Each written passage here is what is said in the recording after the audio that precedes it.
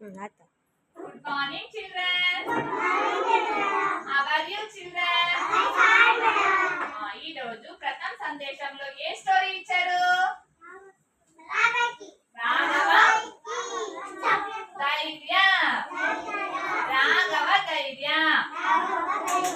ఏ story ఇచ్చారు? రాఘవ ధైర్యం ఎలా ఉంది చూద్దామా? రెడీనా ఎందుకు కథ వినడానికి? ఓకే, ఇక్కడ చూడండి. ఈ అబ్బాయి పేరేంటి? ఈ అబ్బాయి పేరేంటి? ఈ అబ్బాయికి ఏమంటే ఇష్టం?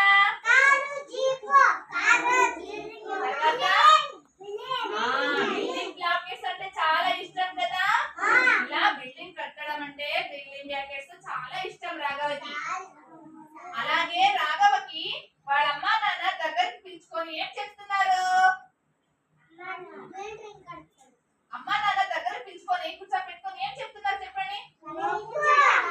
ఎల్లప్పుడూ నీట్ గా ఉండాలా, శరీరాన్ని నీట్ గా పెట్టుకోవాలా, గలీజు చేసుకోకూడదు అని చెప్పారు కదా.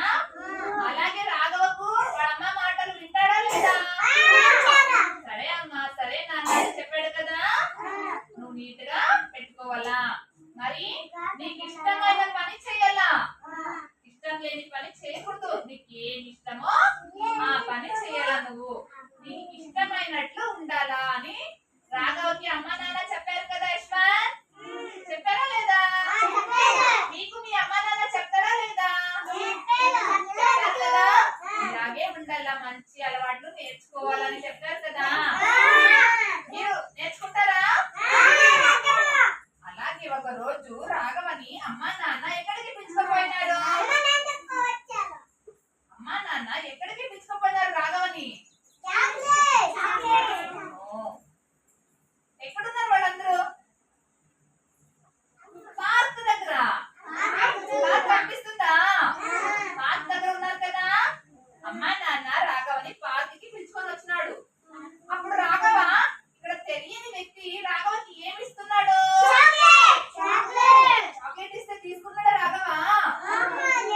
ఎందుకు?